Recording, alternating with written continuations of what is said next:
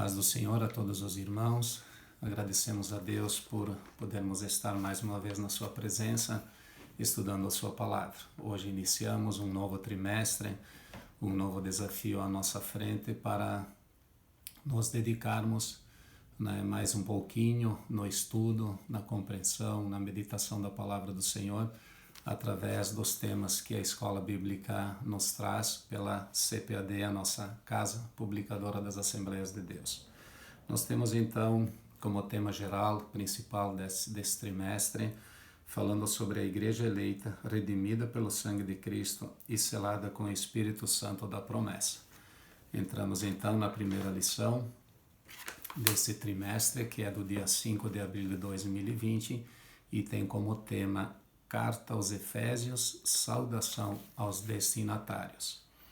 Então é uma carta que vai nos introduzir em mais conhecimento, vai nos levar ao conhecimento de Deus em algumas doutrinas, algumas situações em que Paulo se encontrava naquele momento quando visitou essa igreja, como ele estava sob o comando e a direção da igreja que lá estava.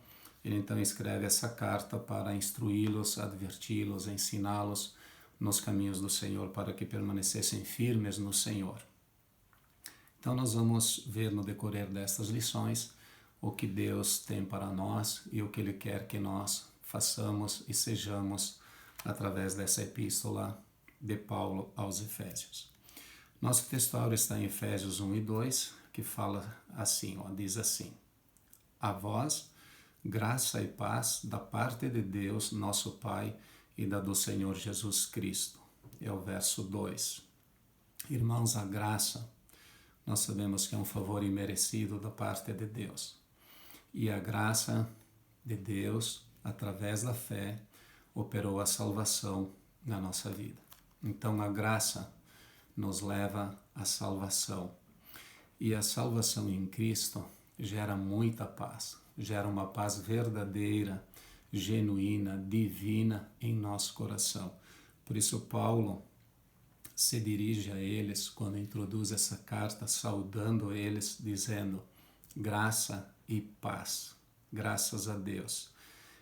Em nossa vida, nossa caminhada, enquanto nós estivermos aqui, se nós estivermos com essa paz de Cristo no nosso coração, nós não viveremos atribulados, incertos, inseguros, sem saber o caminho, sem saber o destino para onde nós vamos, porque Jesus Cristo vai nos orientando, Ele é o caminho, Ele é a verdade, Ele é a vida, e é Ele que vai então nos conduzir se nós estivermos nele, permanecermos nele, porque através dele nós fomos justificados pela fé. Então diz Romanos 5:1, justificados, pois, mediante a fé, nós temos paz com Deus por meio de nosso Senhor e Salvador Jesus Cristo. A nossa verdade prática diz assim: a Epístola aos Efésios revela o propósito eterno de Deus para a Igreja de Cristo. Essa epístola, essa carta, então ela quer nos conduzir, quer nos levar num propósito eterno de Deus. Qual é o propósito para nós? Entendo que a vida eterna que Deus tem preparado para nós é o propósito geral dessa carta que Paulo apresenta aos Efésios. Muito bem, irmãos. Nós temos também um objetivo geral que diz mostrar o propósito divino na epístola aos Efésios. Vejam que qual é a vontade de Deus, qual era a vontade de Deus sobre os Efésios, sobre nós, a igreja de hoje, qual é o propósito que Deus preparou, o que Deus quer de nós como igreja de Cristo, falando já aos Efésios naquele tempo e também a nós nesse dia. A nossa leitura bíblica em classe está em Efésios capítulo 1, dos versos 1 a 2, e também um complemento na carta de Atos, 19, 1 a 7.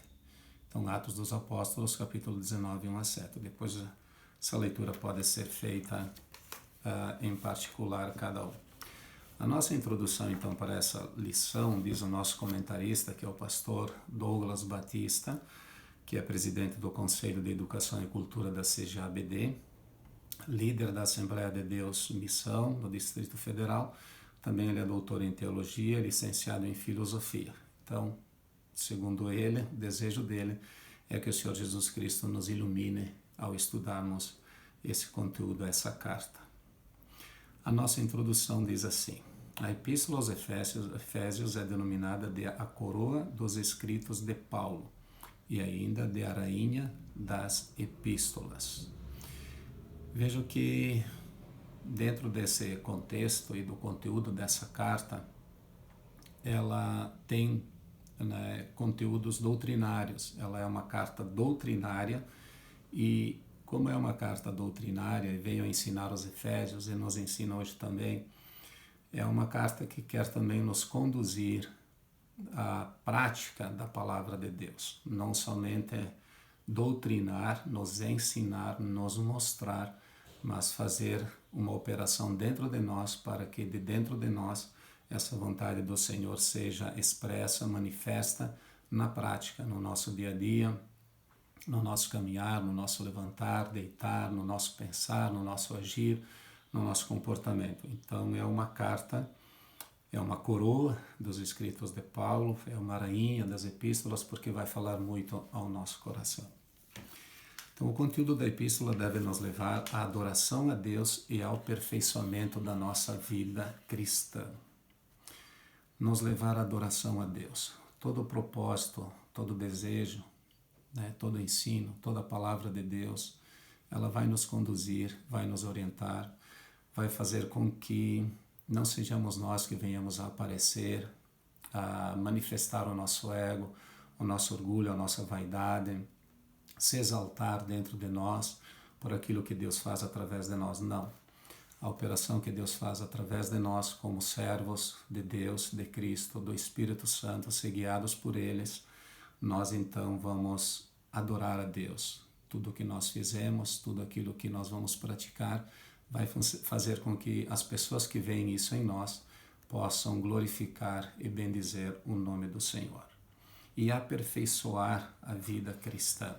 Aperfeiçoar é um ato, é algo que vai ser operado dentro de nós, precisa ser aperfeiçoado, é preciso melhorar, é preciso aprimorar o nosso conhecimento, desenvolver a nossa salvação, pôr em prática aquilo que nós aprendemos. Ou seja, a vontade de Deus é a nossa salvação, é a nossa santificação, sem a qual nós não vamos ver o Senhor, mas Deus quer que nós nos aperfeiçoemos, que cheguemos bem próximos da estatura completa, perfeita de Cristo.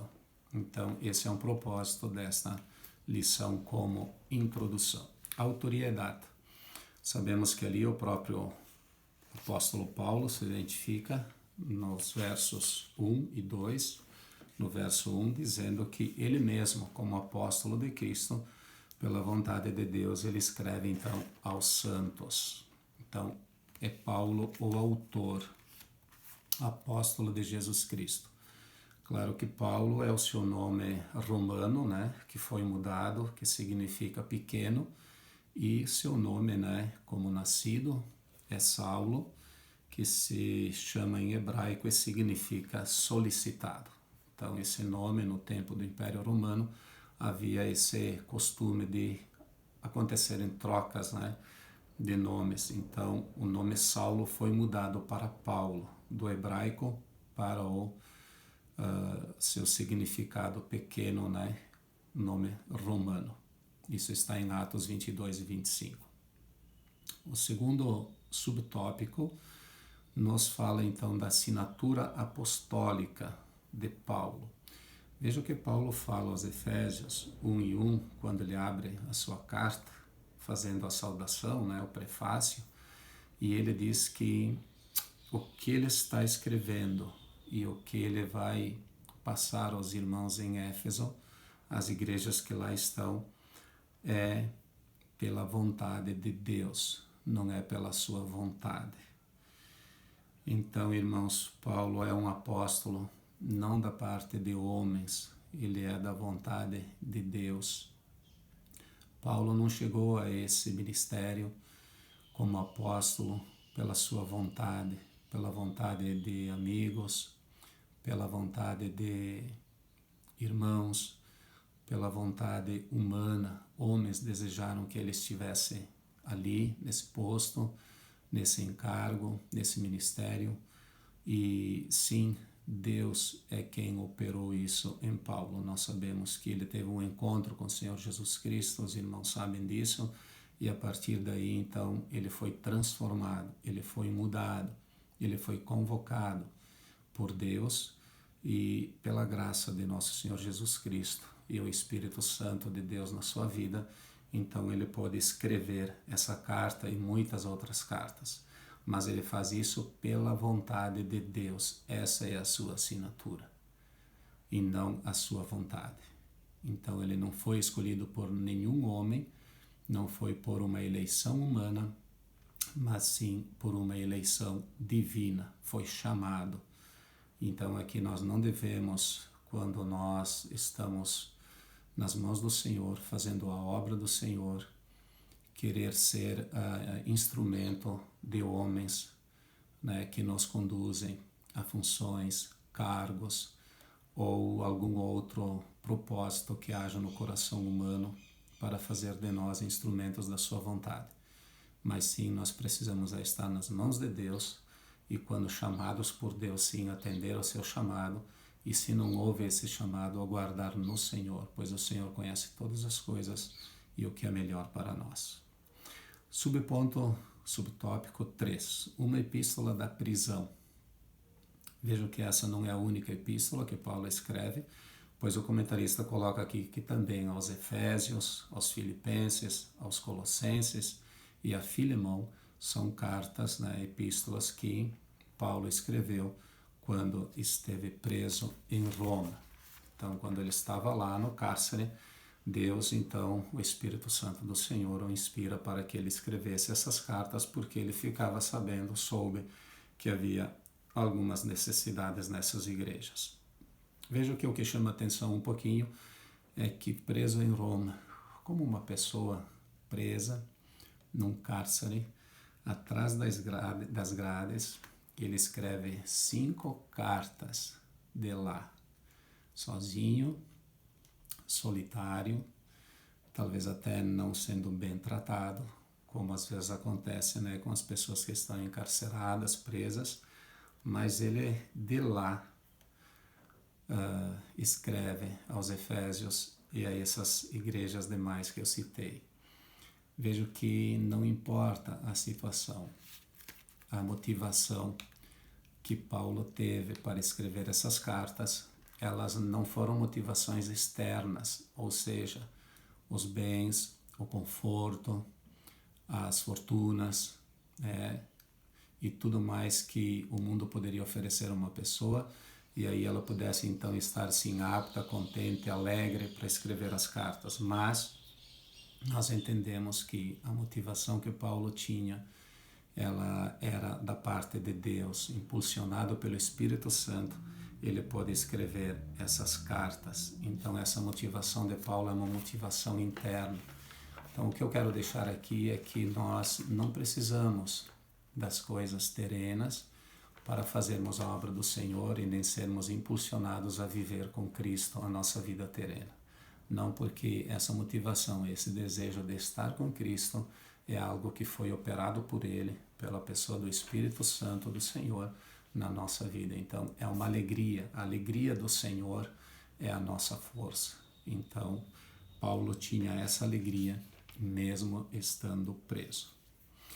A data, vamos direto aqui então para a data, é entre 61 e 62 depois de Cristo, uma data então provável, que é onde Paulo tenha escrito esta carta. Muito bem. Segunda parte da nossa lição, que é o segundo tópico, vai falar sobre os destinatários, a quem Paulo escreveu. Então nós temos os subtópicos 1, 2, 3 e 4.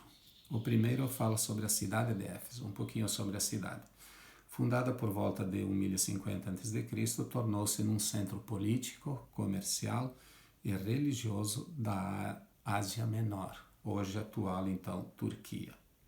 Era uma cidade litorânea cujo porto desaguava no mar Egeu. A sua rua principal, pavimentada em mármore, em colunas trabalhadas em ambos os lados, ela tinha aproximadamente 500.000 habitantes e tinha um grande anfiteatro, que era, na época, então, o maior do mundo, com uma capacidade em torno de 25.000 espectadores. Então, essa cidade se tornou famosa por ter lá esse anfiteatro. Subtópico 2, a religiosidade em Éfeso. Vejo que a religiosidade lá em Éfeso, ela tinha muita idolatria. E isso mostra através de uma leitura em Atos dos Apóstolos, deixa eu me localizar aqui, quando Demétrio excita um grande tumulto no capítulo 19, a partir dos versos 23. Então ali acontece, esse problema, pois Demétrio ele confeccionava nichos, de prata e fazia algumas imagens e esculturas à deusa Diana daquela época, e pelo fato de Paulo ter ido lá então pregar o evangelho, ensinar que isso não agradava a Deus, então cria-se ali um contrito, gera-se ali uma confusão entre eles, e eles até tentaram repreender a Paulo, não querendo que mais que ele ensinasse, porque o ensino de Paulo ia contra o lucro e o ganho que eles tinham com a venda desses nichos de prata vendidos no templo. Então os moradores de lá e também os que faziam esses nichos, ou então pequenas grutas contendo a imagem da deusa Diana dentro deles, eles se perturbaram, pelo fato de Paulo estar ali então ensinando a doutrina verdadeira bíblica, que não condiz com essa forma de adoração a Deus, pois Deus não se agrada, Deus não abomina, toda a idolatria. Então a religiosidade em Éfeso era uma religiosidade que não levava a Deus, e Paulo então vem ensinar aos efésios a forma pela qual eles poderiam adorar a Deus e adorar em espírito e em verdade, através do conhecimento das Escrituras. E Deus procura esses verdadeiros adoradores. Vejo que Deus está ali buscando, procurando, tentando encontrar aqueles que o adoram em espírito e em verdade. Eu diria que ouvem a voz do Espírito Santo e obedecem à palavra do Senhor. Amém? A igreja em Éfeso. Então, Paulo evangelizou a cidade e seus arredores durante 3 anos. Em Atos 20 e 31, diz a palavra do Senhor para nós. Portanto, vigiai, lembrando-vos de que por 3 anos, noite e dia, não cessei de admoestar com lágrimas a cada um. Veja o empenho, a disposição, o amor de Paulo pela causa do Evangelho, querendo ensinar, promover a salvação aos Efésios. Por 3 anos, noite e dia, não cessou de chamar a atenção deles, de mostrar a eles, de ensinar a eles com lágrimas, cada um deles. Irmãos, todo aquele que chega até nós, todo aquele que vem à igreja do Senhor, que tem dúvidas, que não conhece a vontade de Deus, que interroga, que pergunta, que nós tenhamos a graça de nosso Senhor Jesus Cristo, tenhamos o conhecimento da palavra de Deus. Por isso que Pedro ensina na sua carta 3:18, para que nós cresçamos na graça e no conhecimento de nosso Senhor Jesus Cristo, porque sempre há necessidade de manifestarmos, a nossa fé, de darmos conta, de podermos, mostrar àqueles que nos cercam o porquê da nossa fé em Jesus Cristo.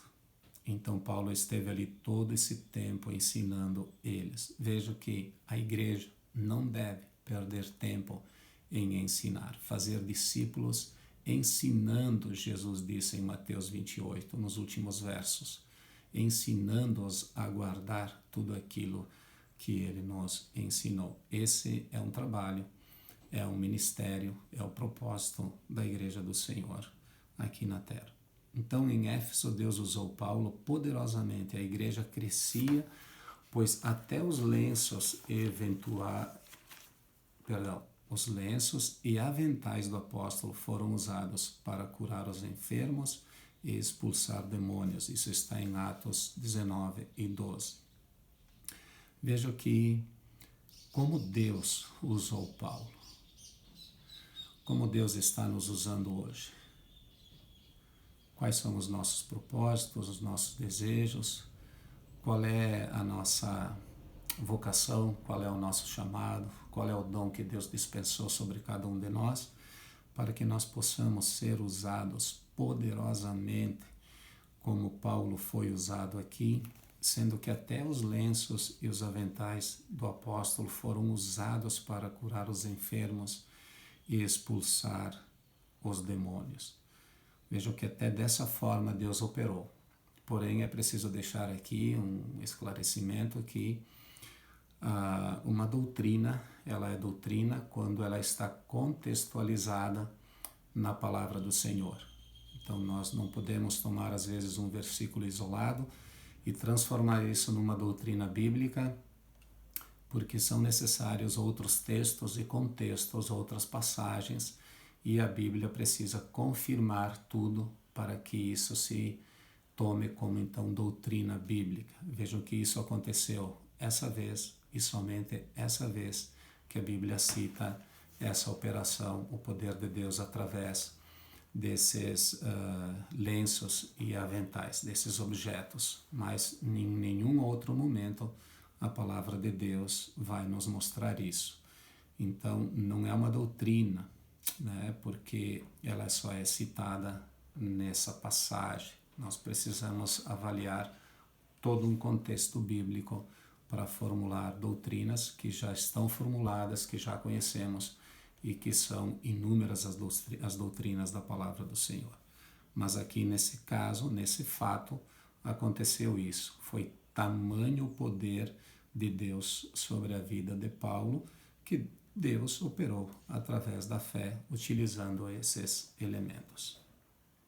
Então ele diz mais, grandes líderes da igreja também passaram por Éfeso, não só Paulo, mas também Apolo, Priscila e Áquila, Timóteo, e segundo Irineu, né, que escreveu, comentou sobre a história da igreja. Ele inclui também João, que talvez tenha liderado, né, a igreja ali em Éfeso. Então, seu quarto subtópico agora nos fala sobre a saudação epistolar. A saudação é a mais breve dentre todos os escritos de Paulo. Ele se dirige aos santos e fiéis. Isso está ali no capítulo 1 e verso 1. Paulo, apóstolo de Cristo Jesus, por vontade de Deus, como já vimos, aos santos que vivem em Éfeso e fiéis em Cristo Jesus. Então, aos santos e fiéis. Os santos são aqueles que foram separados, que foram escolhidos, predestinados pela onisciência e presciência de nosso Senhor Jesus Cristo. A esses santos, então, Paulo está escrevendo que estavam ali na cidade de Éfeso e fiéis em Cristo Jesus. Porque se nós fomos separados, se nós entendemos que o sacrifício de Jesus Cristo pagou o preço para a nossa salvação, para a remissão dos nossos pecados, então nós vamos procurar ser fiéis àquele que pagou o preço por nós, que nos resgatou das trevas, que nos comprou pelo seu sangue precioso. Então, isto é, aqueles que foram separados e consagrados para ser a propriedade exclusiva de Deus. Hoje nós não somos mais de nós mesmos, mas o nosso dono, o nosso patrão, o nosso Senhor é Jesus Cristo. Por isso que antes de Jesus ser o nosso Salvador, Ele é o nosso Senhor, que nos resgatou, que pagou a nossa dívida. Paulo os cumprimenta com as palavras graça e paz. Então, como citamos antes, a graça é um favor imerecido. E pela graça, mediante a fé, nós somos salvos, como nos diz a própria carta aos Efésios, que vamos ver mais adiante em outras lições, quando ele diz no capítulo 2, versos 8 e 9, que pela graça Somos salvos mediante a fé. E isso não vem de nós, é dom de Deus, não de obras, para que ninguém se glorie. Então, a graça, Paulo cumprimenta eles com essa graça, pois eles já tinham experimentado, esses fiéis, essa graça. E já habitava, né, no coração deles a paz, que é o resultado dessa salvação e dessa graça que operou entre nós. Então, nós temos na palavra de Deus vários e muitos versículos que falam sobre a paz. Por exemplo, Jesus, em João 14, 27, diz: deixo-vos a minha paz vos dou. Não vou-la dou como dá o mundo. Não se turbe o vosso coração, não se preocupe, creiam em mim, tenham a paz que Jesus Cristo, né, tem para dar para nós. Né? Então, a paz de Jesus Cristo, ela excede todo o entendimento. É uma paz que não é como aquela que o mundo procura, pois o mundo procura paz e parece que quanto mais procura nas coisas que são terrenas e das formas governamentais que existem, menos a encontro ou fica difícil encontrá-la. Mas a paz de Jesus Cristo pode ser encontrá-la porque Ele é a fonte da paz. E Ele tem paz para todos aqueles que se chegam até Ele. Então, que Deus nos abençoe, que nós não venhamos a nos distanciar dessa paz divina e eterna que excede todo o nosso entendimento. Terceira parte da nossa lição, para encerrar, nós temos um propósito como subtópico e a mensagem, né, final que o escritor nos deixa, né, nessa lição. Quanto ao propósito, aparentemente a epístola não aborda nenhum problema específico como em outras de Paulo. Ou seja, não existia talvez um problema tão grave, né? Tão evidente, o qual estava perturbando e desfazendo a comunhão dos irmãos em Éfeso. Mas algumas coisas estavam acontecendo lá, algumas questões precisavam ser resolvidas, e uma delas, por exemplo, coloca o escritor aqui dizendo que os novos convertidos que vinham do mundo helênico, que seriam os gregos, eles praticavam religiões de mistérios e magia, mas que agora se reuniam com os santos de Éfeso. Então havia isso, havia novos convertidos, pessoas que se convertiam, mas que vinham com práticas, né, antes da sua conversão, que não agradavam e não agradam a vontade de Deus, a verdadeira adoração a Deus. Então Paulo começa a ensiná-los, mostrar àqueles crentes que Cristo estava no controle do universo, ou seja, que não seria mais necessário buscar essas formas de adoração, de conhecimento, para compreender, entender os propósitos, desígnios de Deus para a nossa vida. Nós não precisamos buscar nessas fontes de magia, de adivinhação e todas as demais que existam para saber a vontade do Senhor. Não, não é necessário, pois se nós formos aqui para a carta, no capítulo 1 e os versos 20 e 22, Paulo vai dizer assim aos Efésios, nos versos 20 a 22, o qual exerceu ele em Cristo, ressuscitando dentre os mortos e fazendo-o sentar à direita nos lugares celestiais, acima de todo principado e potestade e poder e domínio e de todo nome que se possa referir, não só no presente século, mas também no vindouro. Ou seja, não há necessidade de se buscar através de magia, de adivinhação ou outros mistérios que outras religiões, que as falsas religiões apresentam, ensinam e usam como doutrina e prática. Nós não precisamos fazer dessa forma e buscar através dessas fontes, porque nós temos um Jesus Cristo que está acima de todo principado, toda potestade e todo poder. Então, Paulo estava ensinando em meio à igreja aos irmãos que lá estavam, que pudessem receber a estes também no corpo de Cristo, no seio da Igreja do Senhor, mas que havia necessidade sim de ensiná-los, porque isso estava perturbando, desfazendo a comunhão, a unidade da Igreja. Então, irmãos, não é da vontade do Senhor esse tipo de prática, esse tipo de busca, de adoração a Deus, de querer descobrir através dessas fórmulas, né, a vontade do Senhor ou a vontade para a nossa vida, para que nós possamos ser guiados e dirigidos nisso. Não. Deus, Jesus, é o caminho, a verdade, a vida. Como ele disse a Tomé lá em João no capítulo 14, quando Tomé pergunta: Senhor, não sabemos para onde vais, mostra-nos o caminho. Então respondeu Jesus: eu sou o caminho, a verdade e a vida. Tudo aquilo que nós precisamos para guiar e nortear a nossa caminhada de fé, para chegarmos na eternidade com o Senhor, está na pessoa, no Senhor Jesus Cristo. Muito bem, também é possível perceber outro tipo de ênfase do apóstolo. O passado daqueles cristãos era marcado pela imoralidade e bebedeiras, mas uma vez salvos pela graça, eles deveriam adotar um novo estilo de vida em Cristo Jesus.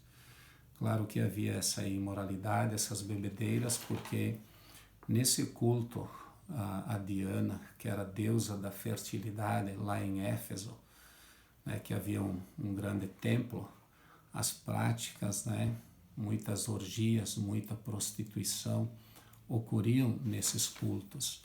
Então, Paulo vem ensiná-los que o passado, que foi marcado por muita imoralidade, bebedeiras, orgias, prostituições, hoje poderíamos incluir toda a promiscuidade, toda a imoralidade, os vícios, as drogas e tudo que desfaz, tudo aquilo que é pecado, tudo aquilo que separa da comunhão de Deus.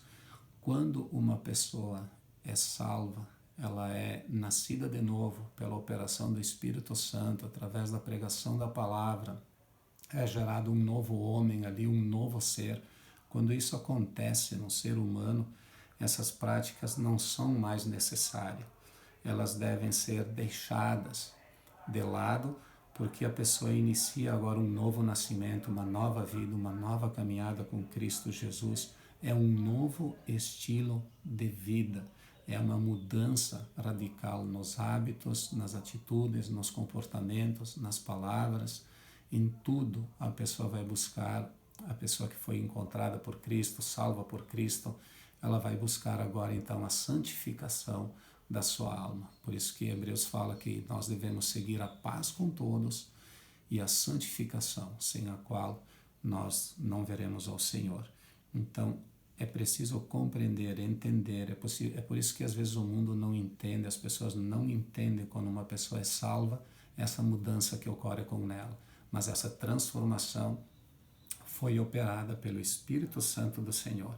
Então, uma vez a pessoa transformada, uma vez que ela foi mudada, que Deus operou nela, pela palavra de Deus, nasce um novo ser, um novo estilo de vida.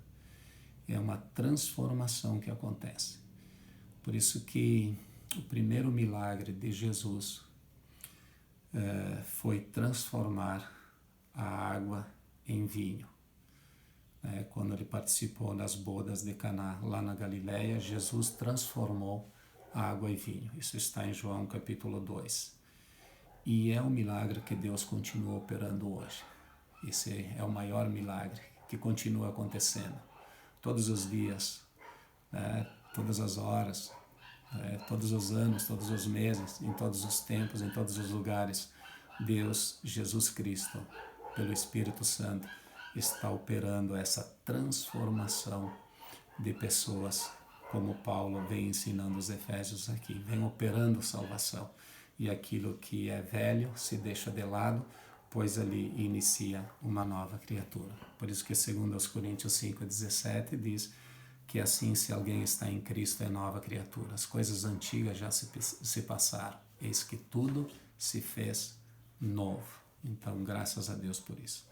Destaca-se ainda uma preocupação com a unidade e a paz entre judeus e gentios cristãos, enfatizados pelo plano universal da redenção para ambos, que está no capítulo 2, versos 11 e 18, estudo para as próximas lições também. Mas diante de Deus, diante de Cristo Jesus, não importa se é judeu ou se é gentio, em Cristo, pelo novo nascimento, através da salvação, todos podem alcançar as benevolências do Senhor, a misericórdia do Senhor e alcançar a vida eterna em Cristo Jesus. Então, sob essas premissas, então, podemos considerar que uma das intenções do autor aos Efésios era a de atender às múltiplas necessidades da igreja numa perspectiva pastoral. Entendo aqui, então, que Paulo se preocupava com a igreja do Senhor, com o andamento, com a pregação da palavra do Senhor, com o ensino da palavra do Senhor, com o verdadeiro discipulado. Por isso que nós vimos quanto ele estava atento, quanto se dedicou dia e noite chorando, mostrando a eles, provando a eles através da palavra do Senhor, que é a espada do Espírito, que só ela pode fazer a diferença e operar, como nós sabemos. Então, tendo essas necessidades, Paulo se preocupou. Então veja que é uma preocupação para nós hoje também tomar como exemplo Paulo, né, nessa igreja de Éfeso, o quanto ele se dedicou e se preocupou com ela. E o segundo subtópico fala sobre a mensagem. A mensagem de Efésios gira em torno de duas temáticas: Jesus Cristo, a cabeça, e a igreja, o corpo. Muito bem. Isso então vai ser desenvolvido também nas demais lições e deixamos então isso como expectativa para que os irmãos possam buscar também a leitura, o entendimento e a vontade do Senhor através desses ensinos que nós vamos ter nesse trimestre. Então, Jesus Cristo é a cabeça e nós, igreja, somos o corpo.